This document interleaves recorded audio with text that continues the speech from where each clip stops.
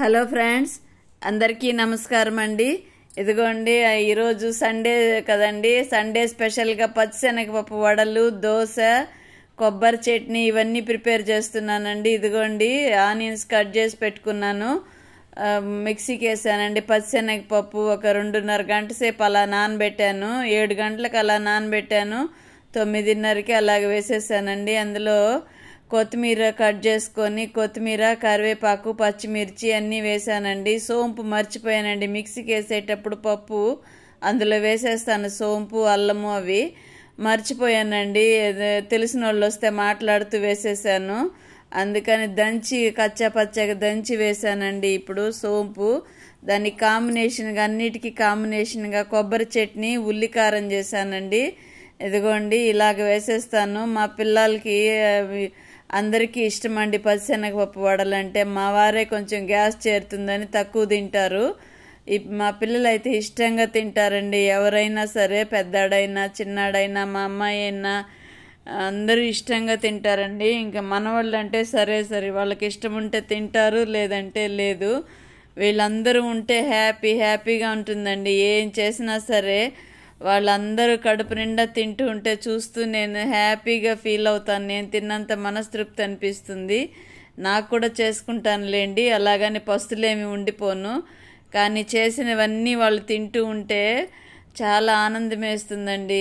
ఈరోజు సండే కదా, బాగా గుర్తొస్తున్నారు మా పెద్దబ్బాయి పిల్లలు. కానీ ఏం చేయలేం కదండి, ఉద్యోగరీత్యా ఎవరు ఎక్కడుండాలో అక్కడ ఉంటేనే సేఫ్గా ఉంటుంది కూడా. అలాగే నేను కూడా హెవీగా వాళ్ళతో గడపలేనండి. గంటలుగా కూడా ఎవరితో గడపలేను కూర్చొని. అది కూడా ఒక కారణమే కావచ్చేమో, భగవంతుడు వాళ్ళని దూరంగా పెట్టడము. పిల్లలు ఉంటే వాళ్ళతో హ్యాపీగా గడిపేస్తూ ఉంటాను, టైమే తెలీదు. హెల్త్ ఓవర్ డోస్ అయిపోతాయి మందులు కూడా నాకు. అందుకని కొద్ది రోజులు అలాగా, కొద్ది రోజులు ఇలాగ పెట్టారేమో, భగవంతుడికి అన్నీ తెలుసు కదండి. ఇదిగోండి, పచ్చిశనగపప్పు వడలు అయితే సూపర్ టేస్ట్గా వచ్చాయండి, కరకరలాడుతూ వచ్చాయి. వితౌట్ ఆనియన్ కొద్దిగా పిండి తీసి పెట్టుకున్నాను నేను పక్కన. వీళ్ళకైతే ఆనియన్స్ కొద్దిగానే చేశానండి, పప్పు కొద్దిగానే వేశాను. ఒక్కొక్కసారి మిగిలిపోతే నాకు బాగా బాధేస్తుందండి, చేసినవి మిగిలిపోతే. ఇంక ఆనియన్స్ వేసి చేసేది వాళ్ళిద్దరే తింటే, ఆనియన్స్ వేసి చేస్తే తినేది వాళ్ళిద్దరేనండి, తండ్రి కొడుకులు. నేనైతే వితౌట్ ఆనియన్ ఫుడ్ అని చెప్తూ ఉంటాను కదా మీకు. అలాగని మరీ ఎక్కువ చేయను, అలాగని తక్కువ చేయనండి. పిల్లలందరూ ఉంటే ఎక్కువగా చేస్తాము.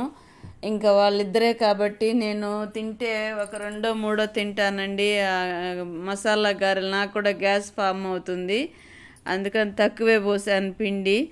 ఇంకే ఈరోజు స్పెషల్, మధ్యాహ్నం స్పెషల్ అయితే ఇంకా ఏమనుకోలేదండి. టిఫినే లేటుగా స్టార్ట్ చేశాను. పెయింటర్లు వచ్చారండి ఈరోజు. చిన్ని పనులన్నీ ఉంటే అవి చేయించేస్తానని మా వారు హడావిడి పడుతూ ఉన్నారు. మా వారికి అయితే ముందే దోశ వేసేసాను, కారము చట్నీ తినేసారండి. లేటుగా ఈ పప్పు లేటుగా నానబెట్టాను కాబట్టి, ఇంతకుముందు అంటే 10కి 10:30కి లైవ్ పెడదాం అనుకునే లోపు ఇది కొంచెం హడావిడి అయిపోయిందండి. అందుకే ఈరోజు లైవ్ కూడా కొంచెం లేటుగా పెట్టానండి.